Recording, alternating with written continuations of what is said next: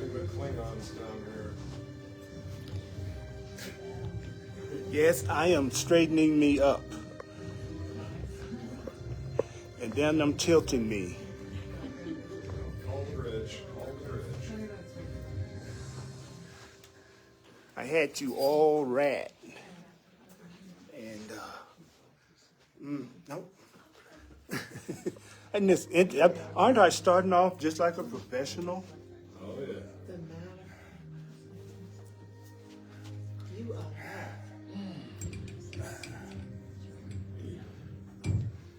Welcome to A Course in Miracles.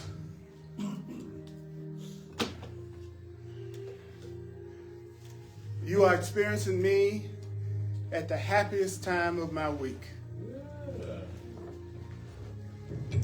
There's nothing I enjoy more than this. Yeah, there you go. And I knew I had been changed when I said, I love this more than anything else, including sex. And I knew Earl Purdy had transformed. People go, how can you tell when you transform? When you find yourself saying stuff like that? And you Earl Purdy. We're not bodies. Hey, well, that's all nice to say, but we know we don't believe it. But the first stage of changing your mind, the Course in Miracles says, is that you say it. Yeah. You say it. That's the first step. Is that you say it. So I'm going to cover a section today that is one of my top 2 favorite sections we're going to start on. And it's going to be the Holy Spirit's curriculum, chapter 12. It's going to be chapter 12, the Holy Spirit's curriculum. That's the Holy Spirit, and then if you're in Hawaii, it's the Hola Spirit, the Hula Spirit. When you want to go to Hawaii, you want to call on who? The Hula Spirit. Oh. The Hula, that's the Holy Spirit, but you just call it the Hula Spirit. So it's going to be on page 215. Okay, 215.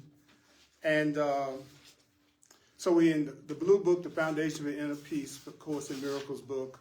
And we are on chapter 12, the Holy Spirit's curriculum, the judgment of the Holy Spirit, page 215 in the blue book.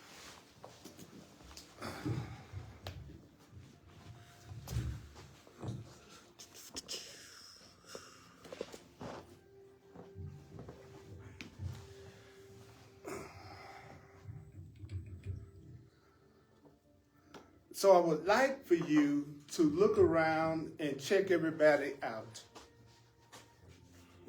Yeah, look around and check everybody out. Everybody look at everybody.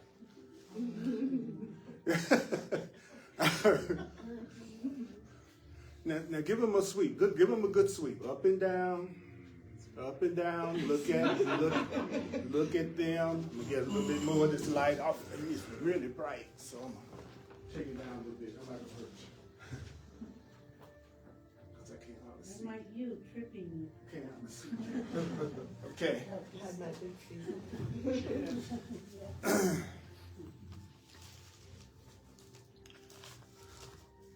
out the shades now. So I'm gonna do it differently than I usually do it.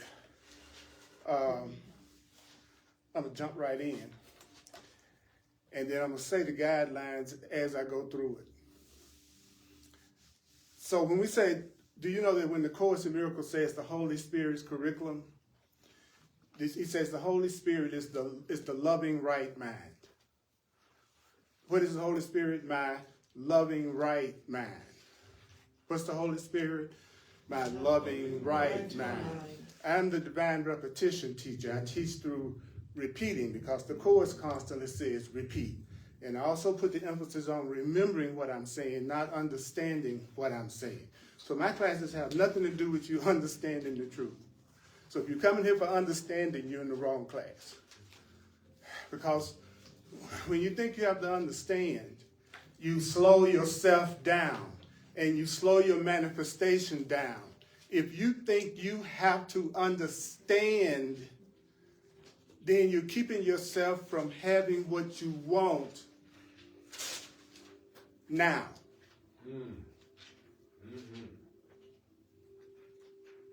Do you know there's not a thing that you desire right now that you couldn't have right now? If you stop thinking that your understanding is a powerful contribution to the truth. Your understanding doesn't add anything to the truth. Your understanding doesn't have anything to do with whether or not something works. So the loving right mind is what? The Holy Spirit. And then it says there's a judgment that Spirit uses. Okay, so we want to know love's curriculum. What are we trying to get? Love's curriculum. I want to learn, but I personally, Earl Purdy is going to say, Raj Purdy is going to say to this universe, I am willing to learn joyous lessons. Anybody else care to join me? I am willing to learn joyous lessons. Say it again. Absolutely. I'm willing to. I am willing to learn joyous Anybody lessons. willing to say it out loud? I am willing to learn joyous lessons. What? Now. I am willing to. And when do you want them? Now. You want your happy lessons now. Happy lessons now. Happy. I'm gonna do a lot of repetition. Happy lessons now. So therefore, you want to know what the judgment, how God judges you. You want to know how love judges you. The Course in Miracles says, today I'm going to tell you exactly the way a loving person would judge you, and I'm going to tell you exactly how a loving person would treat you so that you can learn how to tell the difference between when you're dealing with a loving person and when you're dealing with a psycho. Please do. Because psychos have a really deceptive appearance. Most mentally ill spirits who've forgotten that they are innocent and loved and all-powerful,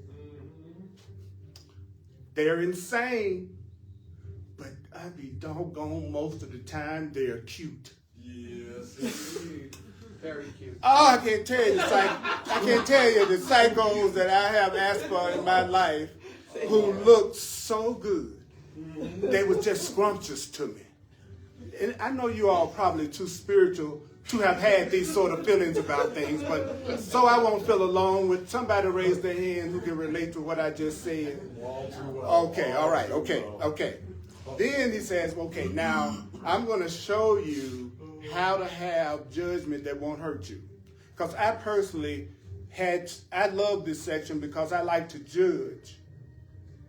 And so what I wanted was a judgment and a way of judging that wouldn't hurt me. Because I had been taught that judgment causes pain and judgment will hurt me, almost like it's a bad thing, right? So I went, okay, it's too hard for me not to judge people. I just can't help it. I judge them. So what do I need to do? He says, well, I'm going to give you a judgment that when you use it, it doesn't hurt you, it'll heal you.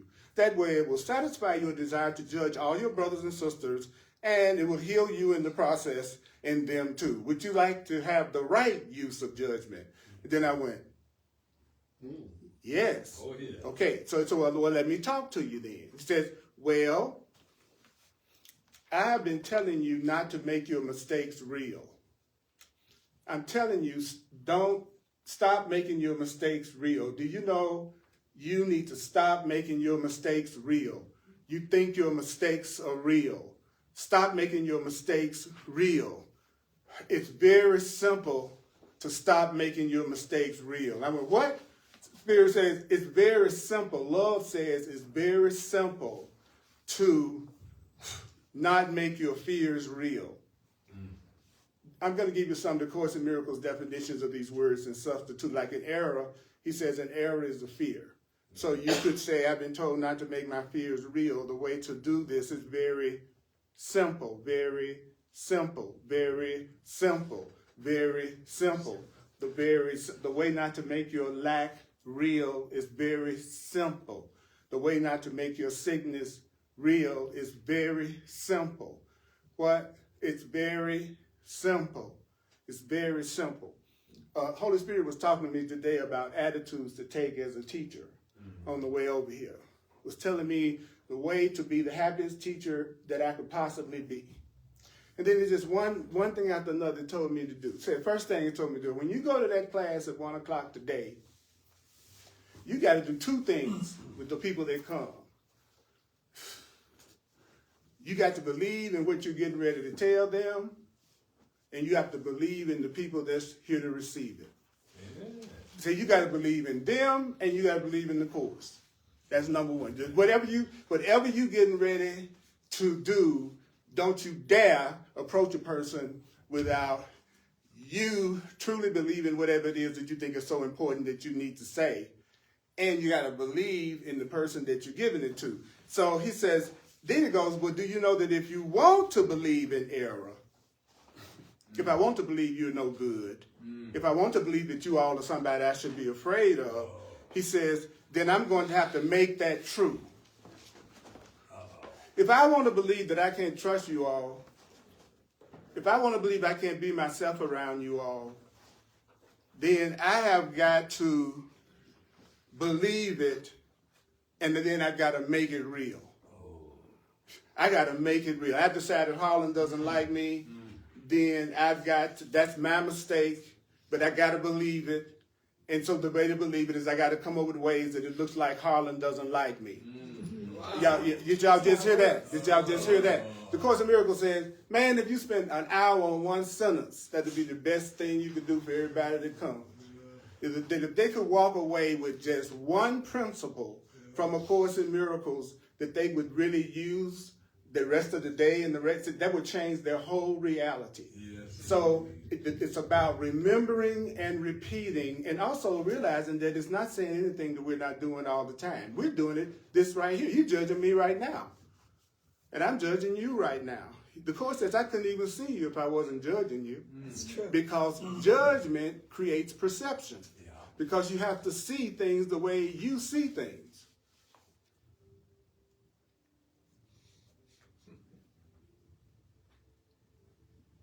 So the Course is saying, so if I think you don't like me, then that's not true, then I have to make it true. Now, why do I have to make the fact that Harlan doesn't like me? How do I make that true? He says, the reason why I got to make it that way is because it's not true. Harlan does like me. Harlan does love me. Harlan and I have had a 30-something year relationship with each other. And have been there for each other for 30-something years with nothing but 99% peace between us, except when we wanted to make up something about each other because the love was too good. So then you have your little minute of pause where you just, it's Harlan. So, and he was doing it with Earl, because we had been having too good a time, too much love was coming down. So that's why when I have a good time, I have to stop believing that I got to give myself a bad time to pay for the good time I just had. I get so sick of that stuff. Anybody else? Anybody else is with me? Raise your hand. Ever had that? All right, okay. Our uniqueness is getting blown to hell, isn't it? I thought I was so different. Everybody said, me too.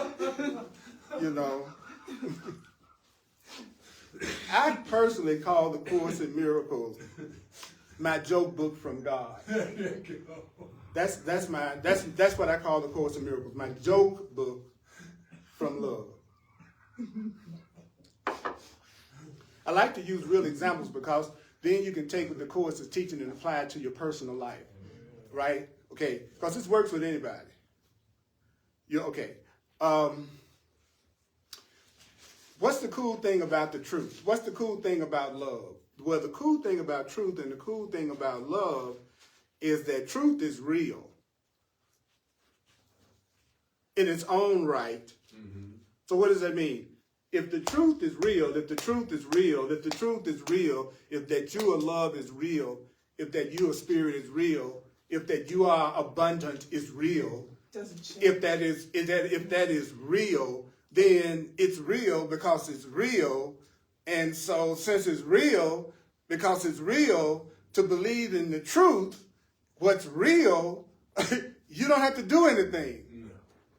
You don't have to do it. To believe in the truth, you don't have to do anything. To believe in love, you don't have to do anything. You don't have to do anything to believe in love. You don't have to do anything to believe in love. You don't have to do anything to believe in love. You don't have to do anything to believe the truth. You don't have to do anything. If it's true in its own right. So if it's true, you don't have to do anything about it. Like, I don't have to do anything about this microphone being in my hand right now. I don't have to do anything. It's real in this moment. Just using an example, right? So I don't have to do anything. I don't have to believe in the mic.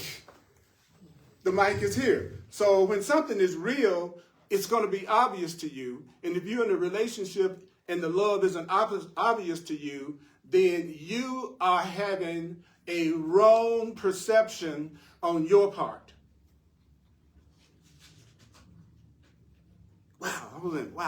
Wow. So to believe in the truth, you don't have to do anything. To believe in love, you don't have to do anything.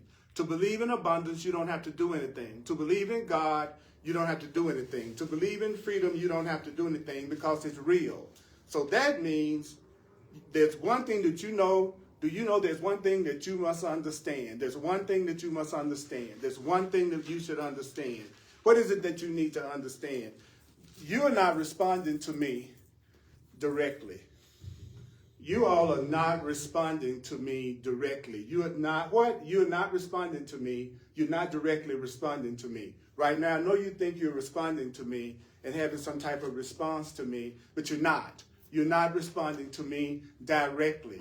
You're not seeing me for who I am in front of you directly. The truth is, you are responding right now. What are you responding to? I'm going to say it over and over again. You are responding to your interpretation of me. You all are responding to your interpretation of me. You all are responding to your interpretation of me right now. Each and every one of you little cute jokers are judging me right now and responding to me according to your interpretation of what I'm doing right now. And every one of you has a different interpretation. So there is as many Earl Purdys as there are people in this room and watching me on this video. Because every one of you have an interpretation of who you think I am. So you're not responding to me directly. You're responding to your projection on me, your judgment on me. You're responding to your projection on me. You're responding right now. How you are feeling right now, do you know that how you are feeling right now is about me? It's coming from the meaning that you are giving me. Every way that you feel about me is coming from you. The way you think about me is coming from you. Everything you believe about me is coming from you. It's coming from you. And it's not fair for you to project your interpretations of me on me and then deal with me as if your interpretations of me are correct.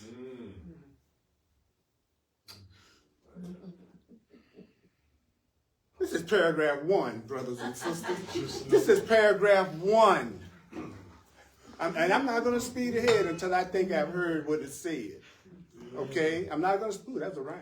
I'm not going to move ahead until I think I understand what it said. There you go.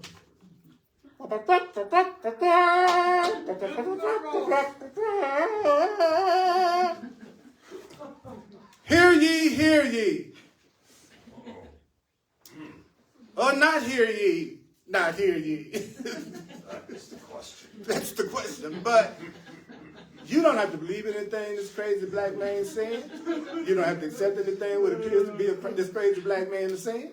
You don't have to even welcome this stuff that sometimes looks like this crazy black man is saying. Some of the ideas from A Course in Miracles that it looks like this crazy black man may be saying, you may actively resist. Some of the ideas that come from this chocolate God.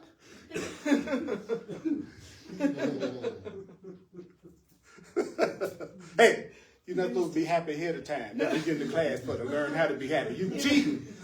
You're going directly to happiness. As I say in Memphis, you're getting me tickled with your sense of humor. Leanne and I, but I mean, these really cool beings from our past. Leanne and I, we've known each other since like 1987 or 88.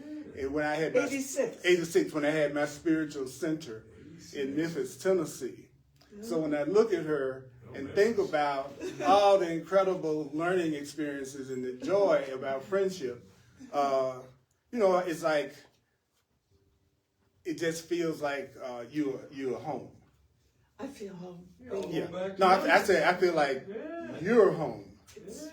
Because Universal. you know that we have a relationship that's withstood the test of time. Nice.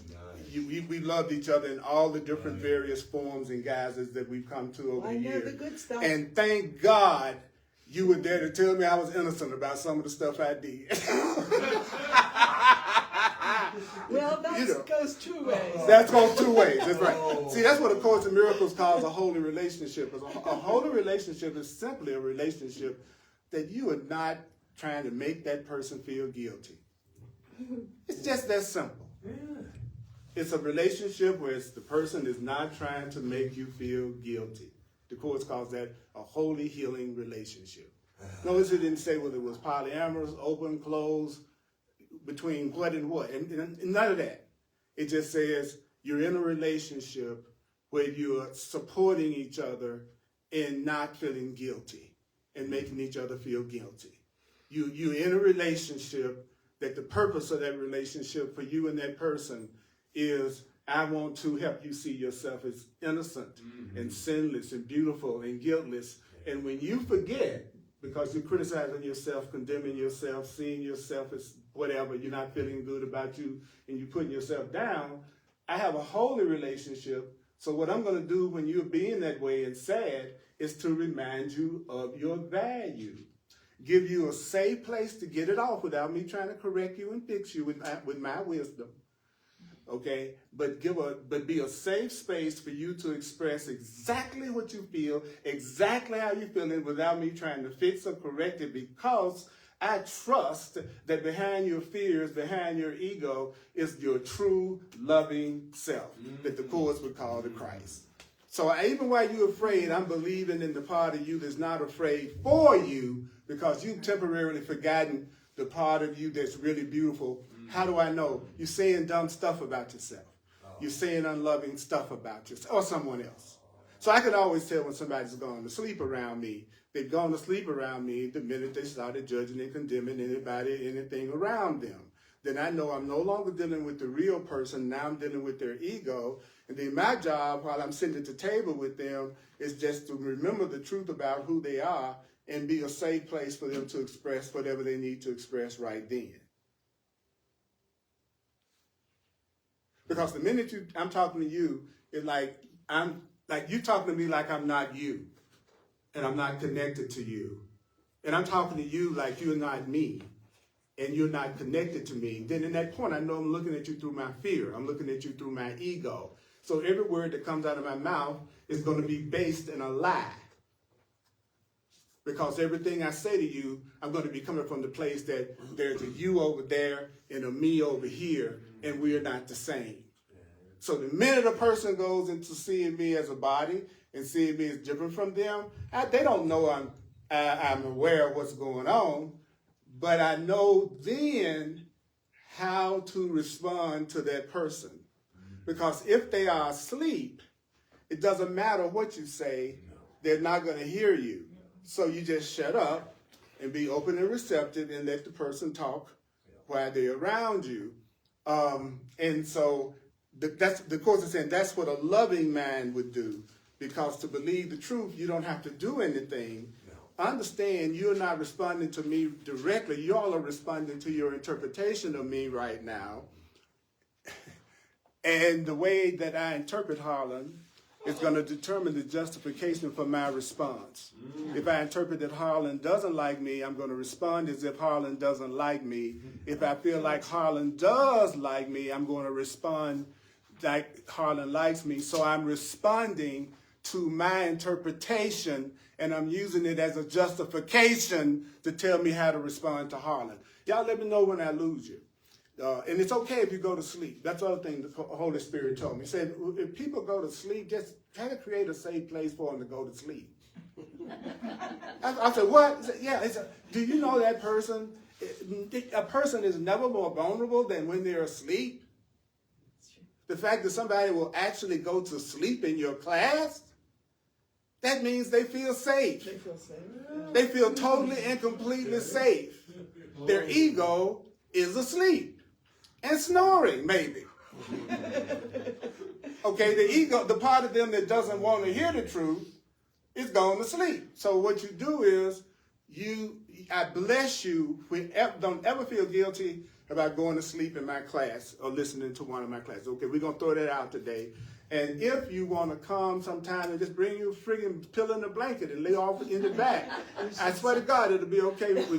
You're going to have a bunch of tents. Can you imagine how powerful that would be? That somebody said, there's 1,000 sleeping people. It's like, that dude is bad. You know what I'm saying? Look at how many people feel safe in his presence. The power and you of know spoken what? word. And you know what? And you know what? It's so deep because that's 1,000 people that feel safe. So don't feel self-conscious about staying conscious in my class. And I'm going slow because the power told me to go slow. Okay?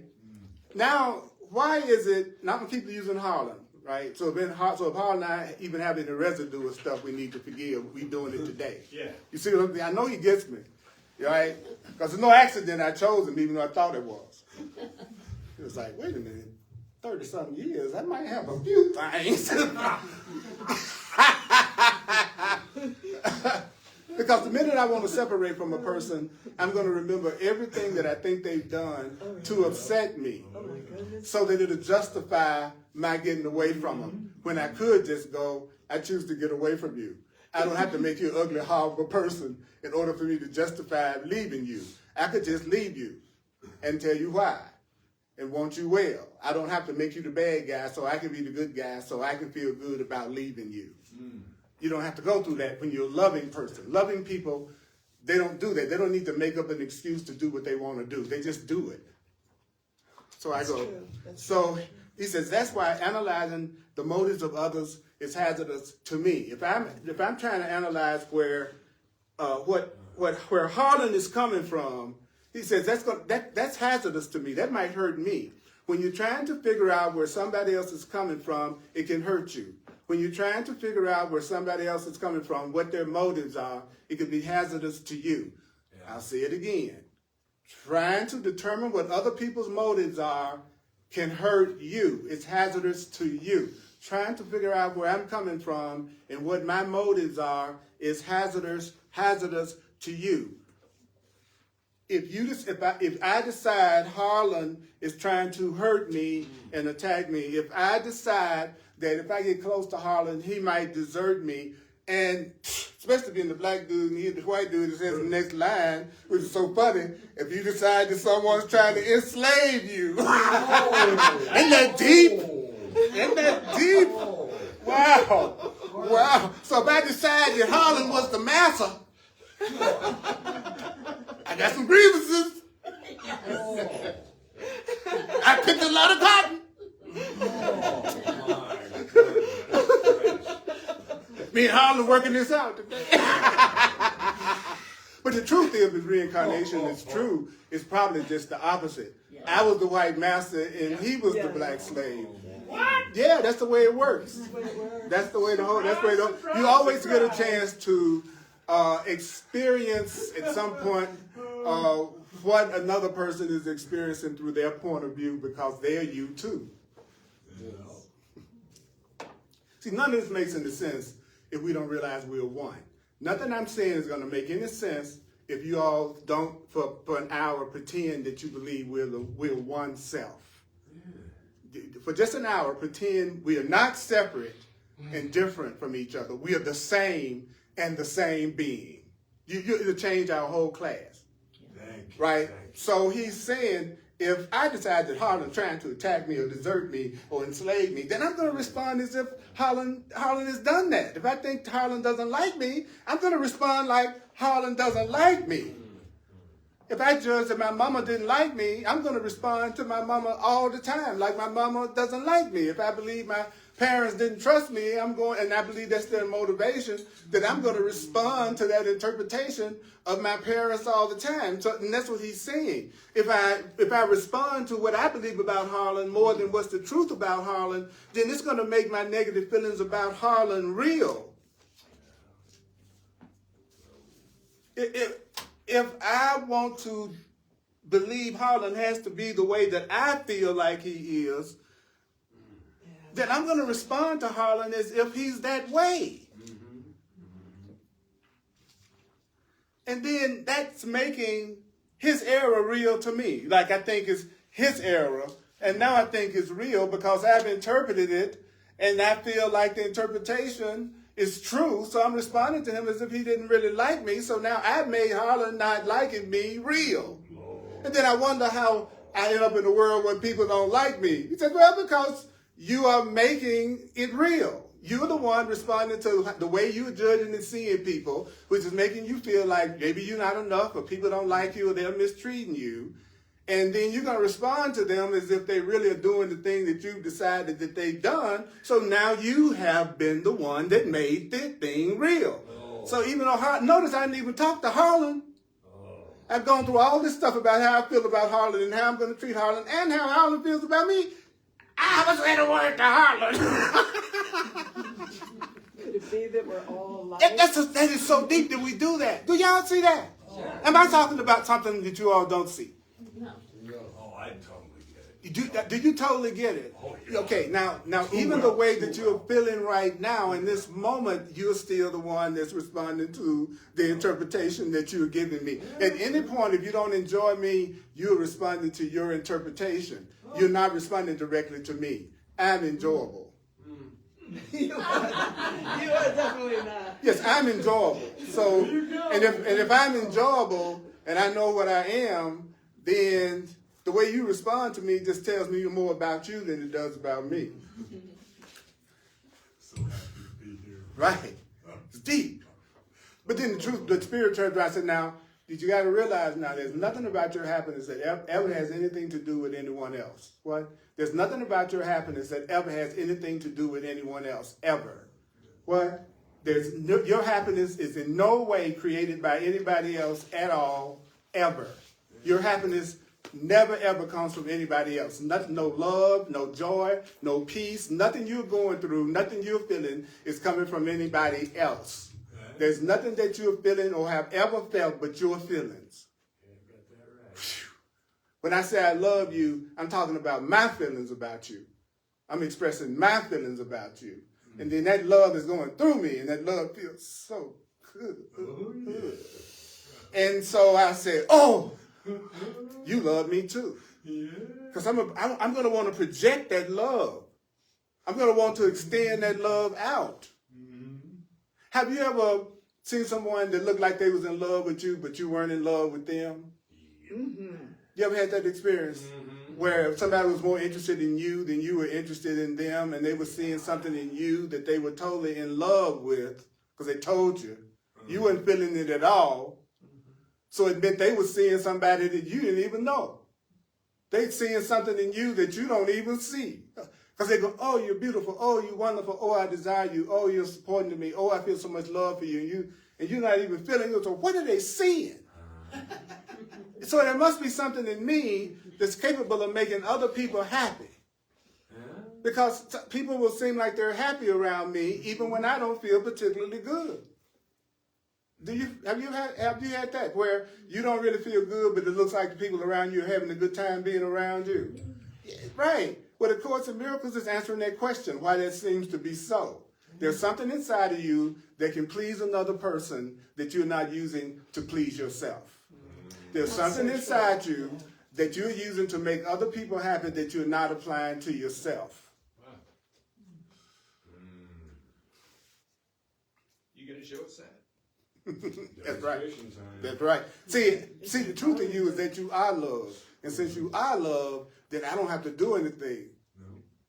I just have to remember it for you. See, that's what forgiveness is. Forgiveness is remembering loving thoughts. Only the loving thoughts are true. There you go.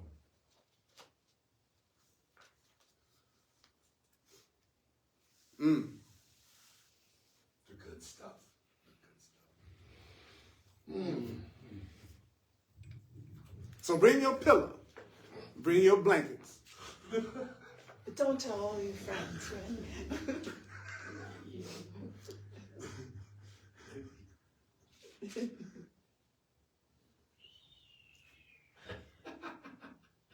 If I decide that Harlan's trying to hurt me, I'm going to respond as if Harlan has hurt me, so that's going to make that mistake real to me. And so I'm going to feel justified about thinking that Harlan doesn't like me.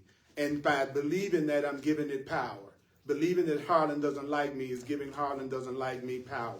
Believing that Harlan doesn't like me is giving the thought Harlan doesn't like me power, more powerfully. And so I'm going to start to believe more and more that Harlan doesn't like me.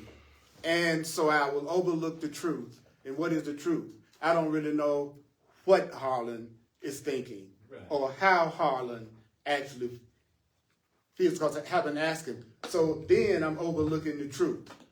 I'm overlooking the truth. And what is the truth? The truth is I don't really know what Harlan is feeling and what Harlan is thinking and what Harlan's motivation is. Yeah. So that's how I make mistakes real. We just heard how you're making everything that makes you feel bad. You just heard how to let go of all the pain that you experience any kind of way about your interactions with anyone in that first paragraph. That first paragraph has told you everything you need to know about how to deal with people. If I walk into this room, I like right now, let me give you an example. I don't really know what you all are thinking behind what I'm teaching.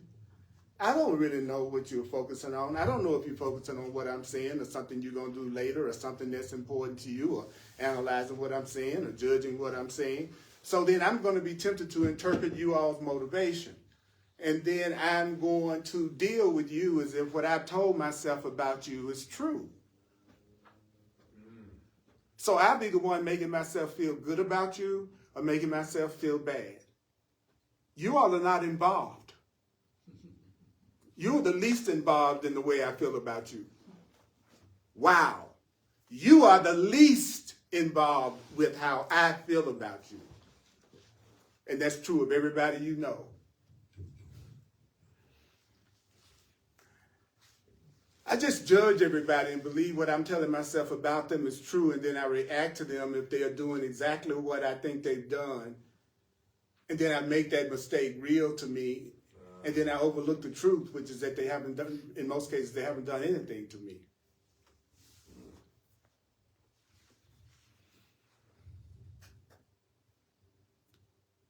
I wish I really knew who you really were and who you really looked like. I want to see you beyond my judgments about you, my programming about you. I want to see you beyond what I think about you and what I think you are. But I'm a grown person. And one of the characteristics of an adult is that they must believe the judgments that they have of everything. Yeah. Or else, how else could you convince yourself you understood what was going on? So see, what makes you think you understand what's going on in the room right now is you judging everything. So if someone tells you not to trust your judgments, then you become afraid. Because that's what's telling you that you understand something, is your judgments.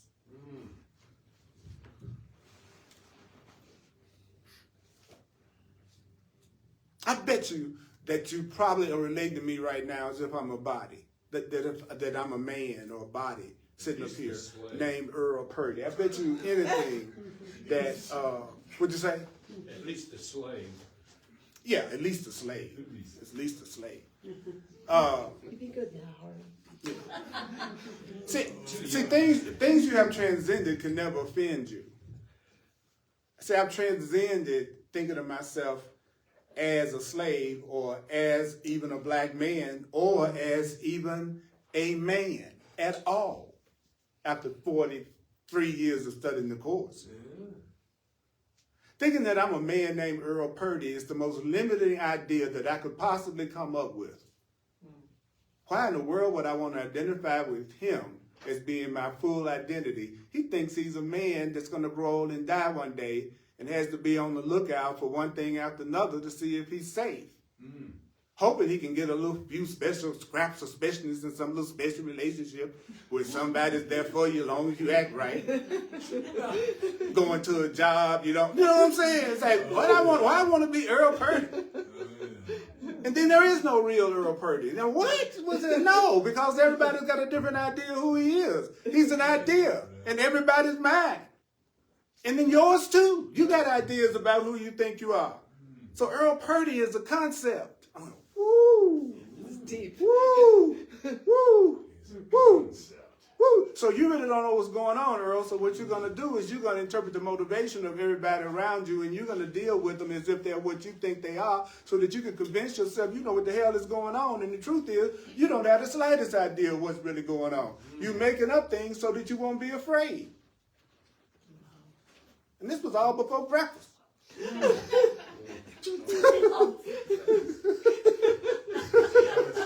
a concept. The Holy Spirit talks to me. Jesus talked to me. God, whatever you want to call him, you know. Concept. You know, it's like the real self that guides me. It's totally consistent. It's so deep. It's so totally. So it's like you said, you want to know why you don't get along with people, or you wonder why it looks like you're afraid. Well, it's because you decided what you think other people are doing to you, and then you're dealing with them as if your interpretation is true. And if you believe that they don't love you or they've done something negative to you, then you're going to react to them as if they have done something negative to you. And then that's going to give it a lot of power. And then you're going to overlook the truth, which is you did this whole thing in your mind. It probably didn't even involve the other person at all. So you attacking a person literally for nothing. And guess what? It's a mistake. You're still innocent. I'm not going to punish you, attack you, send you to hell, or give you a hard time, because your mistake is enough punishment, because you immediately get the result of it yourself. If I'm a person who don't know how to love, then I'm suffering enough already. So why should God add anything else to that? I'm doing a really good job, and I'm also committed. Yes. Because I'll find myself trying to think of the fearful things about myself pretty consistently. So actually, I'm more consistent in keeping myself feeling bad than anybody I know. You're committed. I'm committed. Okay, so let's go a little bit further. Y'all still with me? We want to keep going? Let me check in with you, because you know you don't have to what? You don't have to believe the idea. You don't have to accept these ideas. You don't have to welcome these ideas. Have any of you heard anything that you resisted today? Anybody? Raise your hand if you did. Okay. Was some of the stuff hard to believe sometimes? Like I said, some stuff and it'd be kind of hard to believe. Or did some of the stuff startle you? I had a few startles, if I'd be honest with myself. I had some things, even if it was the startle of really kind of realizing it for the first time, that this is saying exactly what I'm doing all day. That this really isn't theoretical at all. This is not abstract at all. It's somebody telling us what we're already doing. That's so deep. Then it goes, the analysis of somebody else's motivation, that's ego. He says the analysis of ego motivation, analyzing where Harlan is coming from, for example, is going to be three things. As soon as I start analyzing Harlan and his motivations, it's going to become very complicated. And it's very obscuring for me to try to figure out where Harlan is coming from. And I cannot try to figure out where Harlan is coming from without using my own ego. So what does that mean? Only my ego can see Harlan's ego. Only one ego can see another ego. Only the fear in me can see the fear in you. Only the fear in me can see the fear in you. Only the anger in me can see the anger in you. Only the love in me can see the love in you. Only the joy in me can see the joy in you. So it's no such thing as you seeing inequality in anybody that's not your own. Man. Wow. You cannot come from, I'm your Holy Spirit seeing my little selfish boyfriend. No. You selfish as your boyfriend. Because you couldn't see selfishness that wasn't in your own mind. Because everything comes from The mind. your mind, the mind. So what you trying to see? My mind expands on that. So you trying to tell me all of you are projections and extensions from my mind? Traits up. But check this out. That's also true from your perspective too. Now think about that for a minute. I'm going, wow, all of you are projections of my mind. Then you're going, well, all of you all are projections of. So if all of us are saying the same thing, we're seeing the same thing, the truth would say to you, you must be the same thing. There's only one of us here. If we all projections of each other's mind, we must be that same mind. So that means whatever goes into my mind goes into your mind. So all I have to do is learn the Course for myself and apply the Course in Miracles principles to myself. And if I learn them and I love it and I want to do it, then since we're the same mind, every gain I make is a gain for you. Thank you. And I'm glad to do it. Yeah, thank you. I'm glad to study this for all of you. Thank you so much. Because it's fun to me, and I see my life be full of really cool people with really cool things happening more and more and more and more. So it's really not, I wish I could say I was noble, but it's really because my life's getting so much better. Oh yeah. Makes me cry tears of joy. This is my favorite place. So thank you. Thank you, brother. Thank you. Okay. This book is so deep. Sometimes I just can't hardly take it. Me trying to figure out where Harlan is coming from.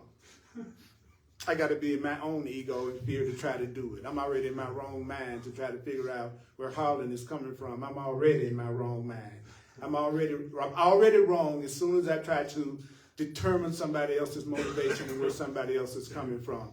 I'm already in my ego. I'm already wrong as soon as I think I'm the one to determine the motives of another person. And if I try to do that, it's going to be complicated. It's going to hide who they really are. And it's going to be my own ego that's doing it. So I'm the one that's wrong-minded. I'm the one that's wrong-minded. I was wrong-minded the instant that I interpreted how I felt Harlan's motivations were, and then I tried to deal with him as if what I've said and feel about him is true. I was wrong from the beginning. I was in my ego from the beginning. I was in my fearful mind from the beginning. And when you think about how many people that you know that do exactly what I just got through saying, and you also do exactly what I got through saying, then we are all wrong about each other. Yes, all the time. Yes, indeed. So why do I do that? Then he tells me, he says, the reason why you do it, I love it so funny. The quote says, the whole process represents a clear-cut attempt to demonstrate. You're attempting to demonstrate, when you're judging other people and where they're coming from, you're trying to demonstrate your own ability to understand what you're looking at. No. Well, I'll say it to you here because it'll blow your mind. You're interpreting where I'm coming from right now is nothing but your attempt to try to demonstrate to yourself that you have the ability to understand what you're looking at. You believe that you have the ability to understand what you see. Don't you think you have the ability to understand what you see? Yes. Right. Okay, what is that? He says, well, that's simply you wanting to believe your own judgments. See, you're trying to convince us. See, I would have to be wrong about Harlan.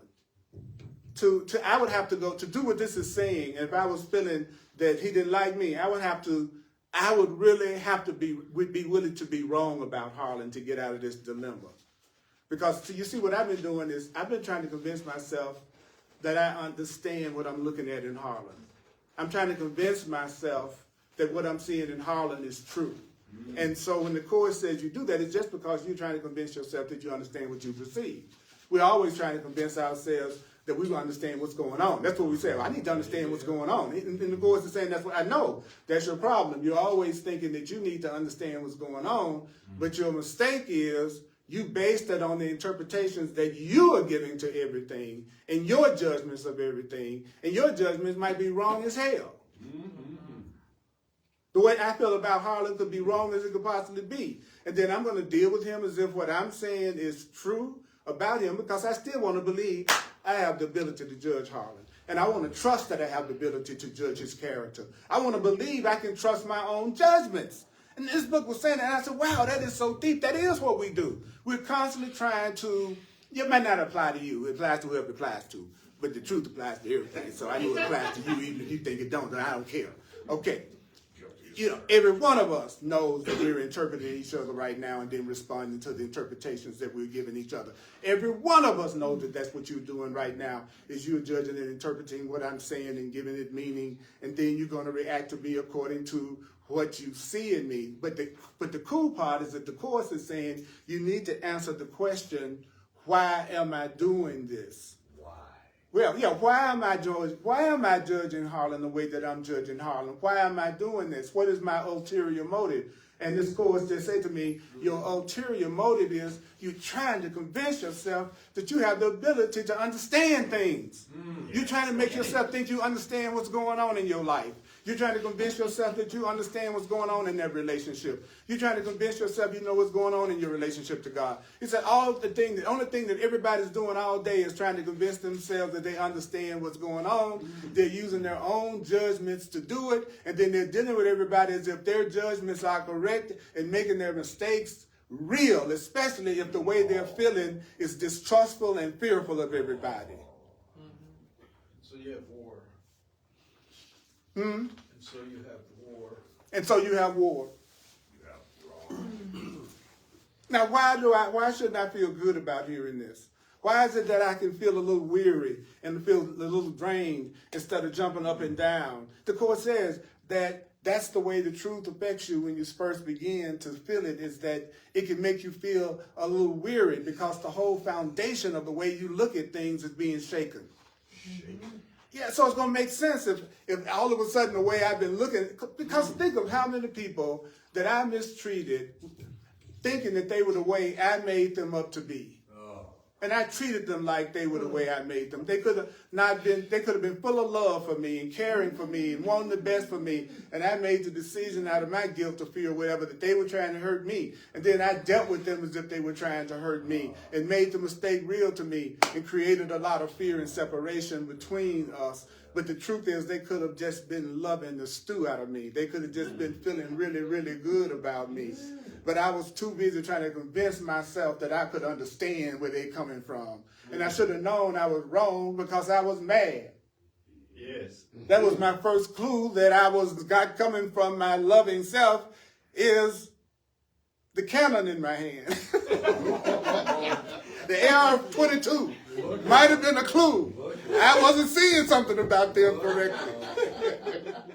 But don't you sometimes have a tendency to think you're most right when you're most angry? Oh, yeah. Yeah, I mean, Definitely. you show me an angry person and you could not convince an angry person that they're angry for nothing or no reason, or that they're the ones who are wrong-minded, not the person they're mad at.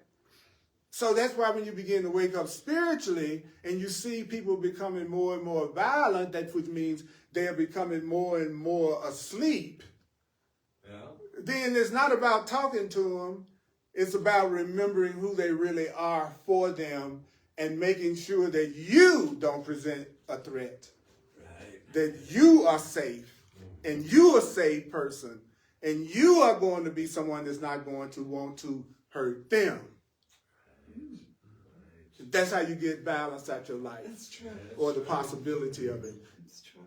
That's just what was just said. So what we're going to do as we go through this section is we're going to learn exactly what to do in any situation where you feel any kind of fear or anger about anything that looks like it's being caused by somebody else. Right. And exactly how to deal with it in such a way that every time you are angry and upset, something good happens to you. That sounds good to me. Right. In this section. And just what you heard today could change everything for you. If you walked out of here today just going, wait a minute, it's hazardous for me to interpret somebody else's motivation and where they're coming from. If you just walked out of here today and to make you think twice about thinking you're dealing with people directly and kind of give them more the benefit of the doubt. Because they may not be who you projected on them to be, but you make it real because you treat them like it's real, and then you create the negative reaction. There you go. Did y'all just hear what I said? Oh, yeah, big time, big I'm coming at you like I can't trust you. time. Then I'm going to see you as if you can't be trusted. And so I'm going to react to you that way, which is going to create a reaction from the other person. So you made it up. You made the anger and upset that you're going through with somebody right now. Especially you know you're making up the conflict that you're going through right now. Especially if you're not being physically attacked. Right, right. If they're not physically attacking you, they're not hurting you. Right. Exactly. What? Yeah. Sticks and stones. But think about what you just heard today. That's right. I'm reacting to my interpretation of you because you haven't touched me. Right. And then I'm reacting in a way that I think you've hurt me. So I treat you like you've hurt me. And then that make it real to me. Yeah. So if you didn't physically touch me, then the way I'm making myself feel is me making myself feel that way and not you. Because I'm the one giving what you call me out of my name, that doesn't have to hurt me. I can look at that in a way that doesn't hurt me at all. As a matter of fact, I can look at that in such a way that it brings a miracle to me. And I'm going to show you how to do that in this book. That you be looking for people to be mad at. You be looking for, oh, this is another opportunity for me to give myself some good stuff. Oh, this is another opportunity. And it'll be the very people that you used to trip out on about being so horrible or mean or, the ones you used to judge, you'll get to a certain point when you use these principles that you'll look at it as just another opportunity for you to free yourself by seeing them the way that love is teaching you to see them or truth is teaching you to see them. And you know that because you know that you're wrong every time you mad.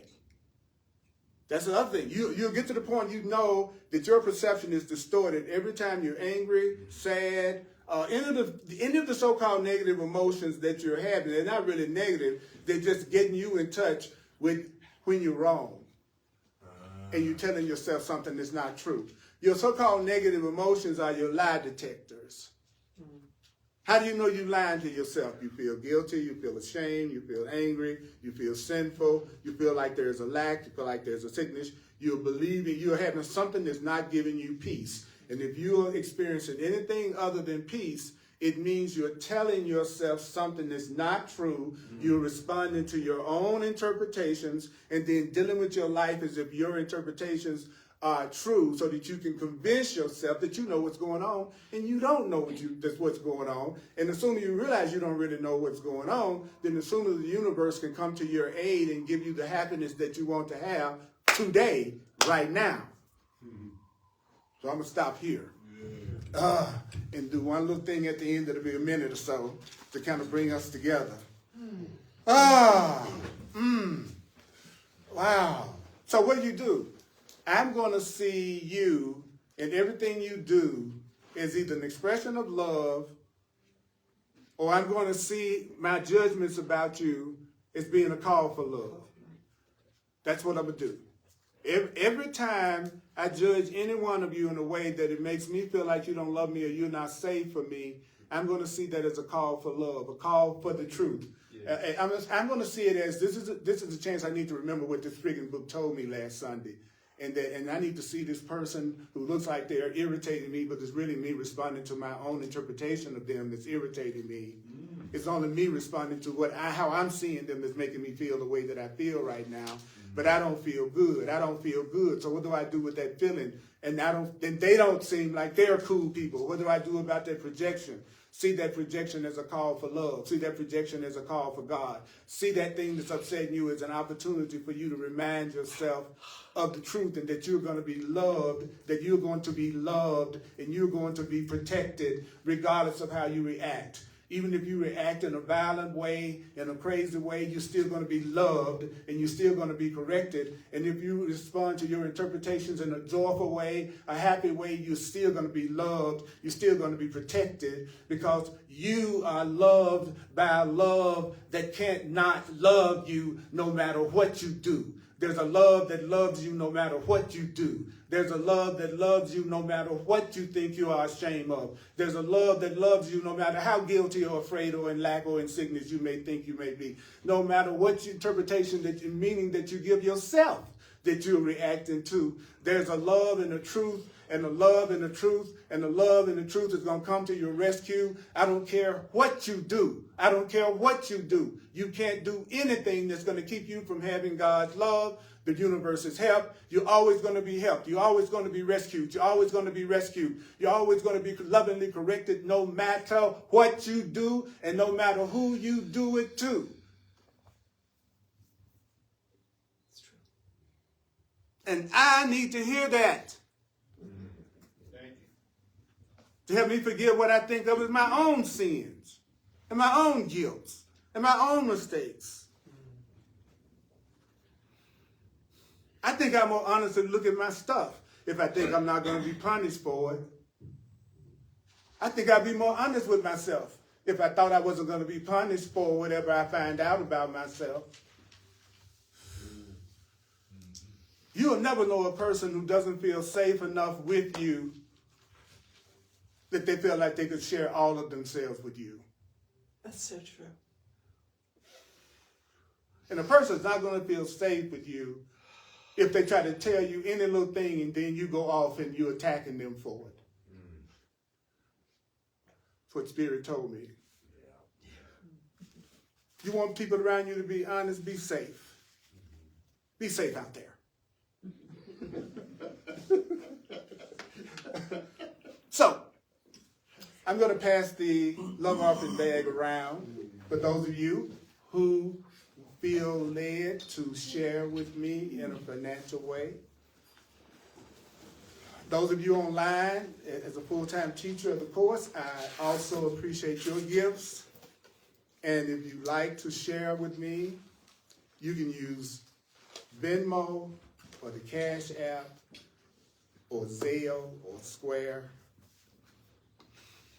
or my website, www.earlpurdy.com. That's P-U-R-D-Y.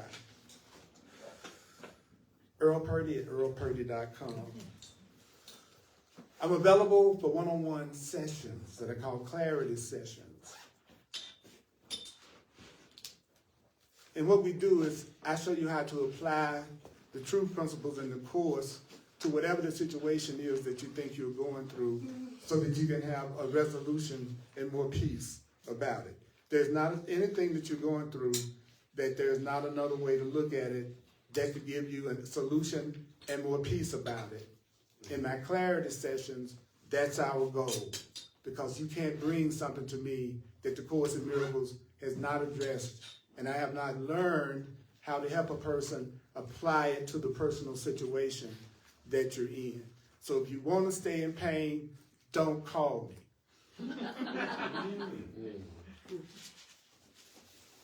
I'm also an astrologer and a numerologist. If you would like to you can get information from Spirit in many different ways, in many different forms. That's something else I've done for almost 50 years.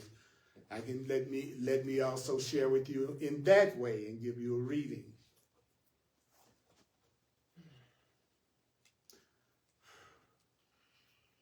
All the classes, I'm doing one class a week live right now. That's 1 p.m. on Sundays, Mountain Standard Time.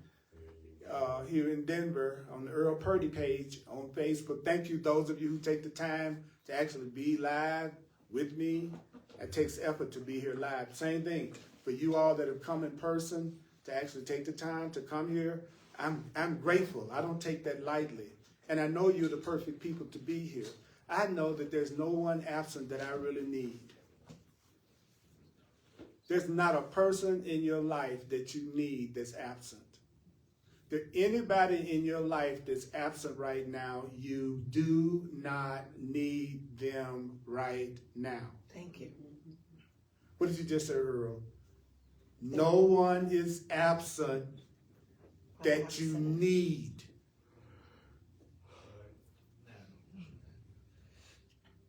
And you may want to judge this statement, brilliant ones, but I'll say it anyway. I need you because you are here with me. And no one is absent who I really need. You don't need the ex. You don't need the old, nothing that's Anybody that's not in your life in that now moment is people you don't need that can in that moment. I know it seems like there are people in my life that are more special, and that I know better than I might know each of you, and you may know me, and there are more people in your life that's more special to you. But in this moment, they're not here. So it's not them that you need. It's me that you need. And it's you that I need. In this moment. And who you're with 45 minutes from now, that will be the most important person or persons in your life. In this moment, all of you online and you are the only people I need are the ones that are with me right now. So no wonder I've been disappointed trying to get it from the people who are not there. That's so true. I'm trying to get the love from the girlfriend I don't have yet. I'm trying to get the love from the boyfriend I don't have yet. So you're putting all your energy into something that doesn't exist, and then it doesn't exist. But if I give you my love, and I say I need you all right now, and I learn how to appreciate what's available to me right now, then that love, that connection, that relationship, or whatever I think I want, would show up in the now, because now I'm accustomed to looking for things where they're located. And that's how my voice talks to me now. All the time. I go, wow. Well, you mean all you asking me to do is to acknowledge the people that's already there? But that's you're right. To recognize the truth doesn't require me to do anything. But it does require that I see things differently. Yeah. The Course in Miracles says, you know what? You all were created to create. He says, you were created to create, neither to see the little bracelet thing, just making a noise. Okay, you know that camera will pick up a gnat peeing on a piece of cotton. Okay, so when you're moving the bracelets and stuff, it picks that up louder than the voice. Yeah. What was that? Where was that? Well, it was coming through me, not from me. Okay. So I need y'all's help in helping me handle things becoming easier. And I want to help you allow things to become easier for you. And we got to help each other to do that. So I'm so grateful to you. So somehow or another that was connected to my astrology and numerology. Okay, I'm on YouTube everywhere. I'm on Facebook everywhere. Hundreds of classes. You can listen to them for free over and over and over and over again. Is that it?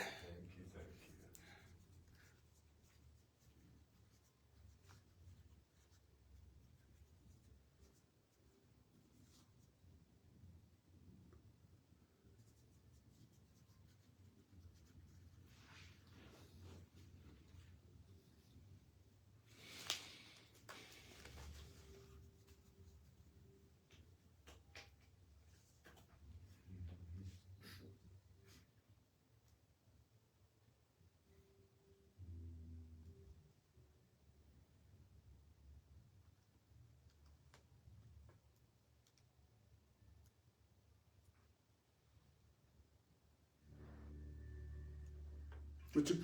Would you all like to just close your eyes just for a minute?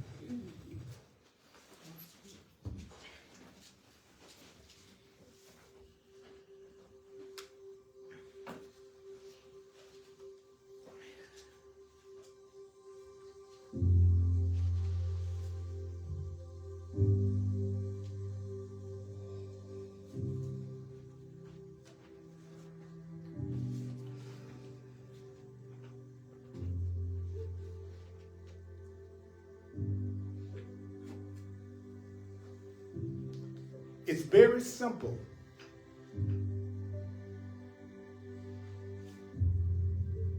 how not to make your grievances real.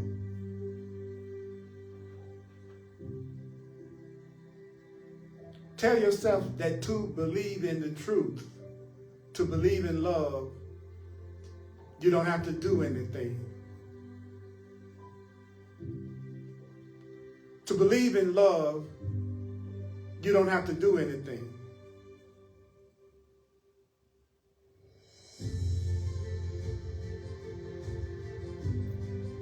Stop trying to analyze and figure out where your friends are coming from. Stop analyzing the motives of the people that you know. Stop analyzing the motives of the people that you know. Stop analyzing motivations. Stop trying to figure out where you think somebody else is coming from. Stop trying to figure out where you think somebody else is coming from.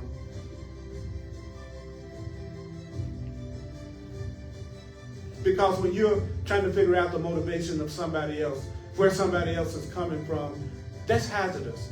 That's hazardous to you. That's hazardous to you. It could hurt you.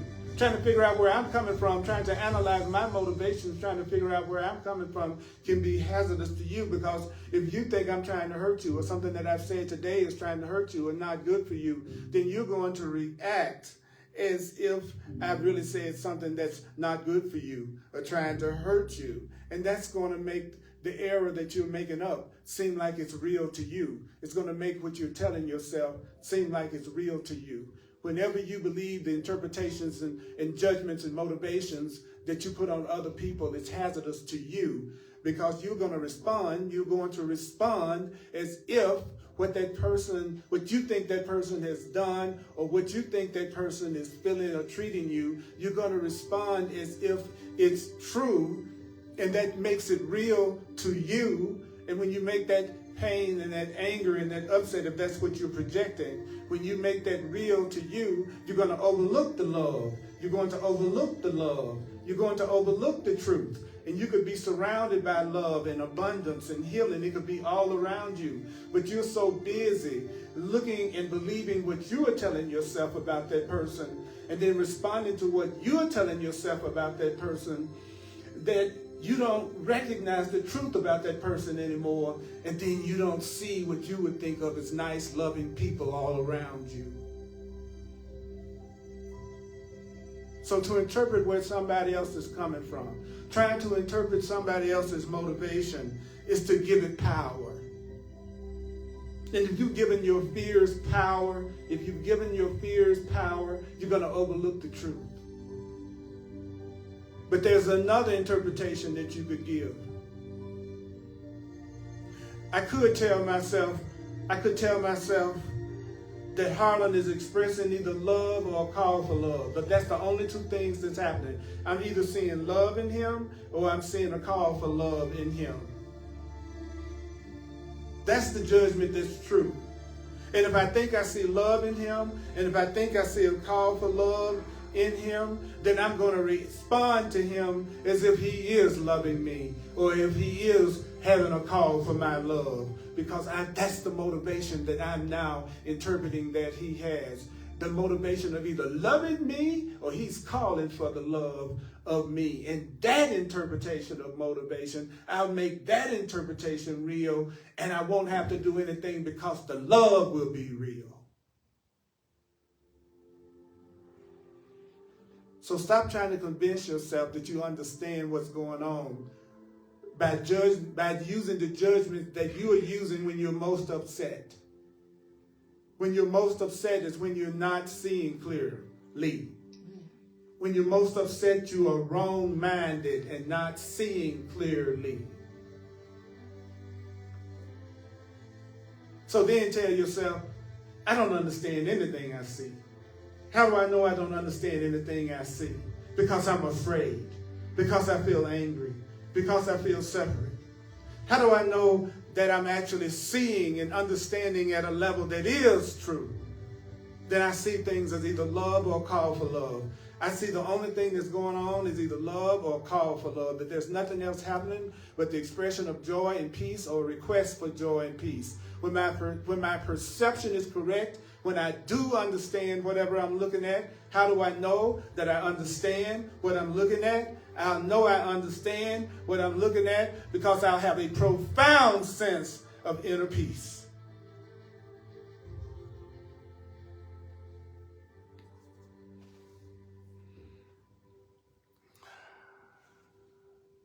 Did you hear that, Earl? Yes, I heard that spirit. Could we acknowledge ourselves for hearing how innocent we are? Okay, that was a great practice. Let's try one more time. For us. For us. Right? Remember, because I'm interpreting you as being really cool.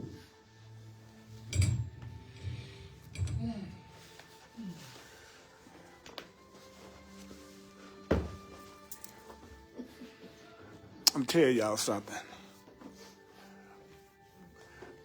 I want to interpret your motivation as being wanting to share love, or you just calling for love. That's it.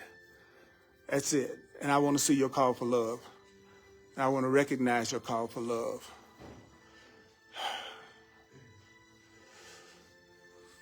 So thank you. May the course be with somebody say to me, put your clothes on. That's right. Keep that sense of humor. The course said the way we got in here in hell in the first place is we forgot to laugh. It's a joke that we forgot to laugh at, that we could be separate from God and separate from each other. It's a joke that we forgot to laugh at.